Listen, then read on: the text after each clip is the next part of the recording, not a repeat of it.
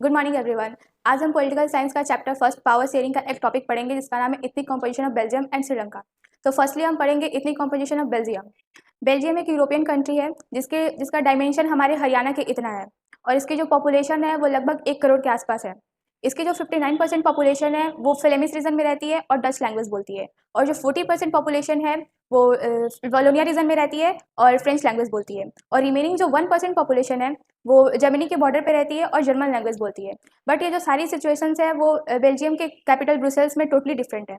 जो 20% पॉपुलेशन है वो डच लैंग्वेज बोलती है और जो 80% पॉपुलेशन है वो फ्रेंच लैंग्वेज बोलती है। मतलब जो पूरे कंट्री में मेजॉरिटी में है वो यहाँ पे माइनॉरिटी में है।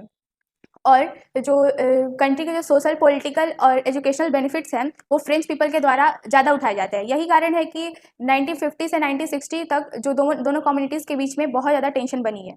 Now we discuss about ethnic composition of Sri Lanka.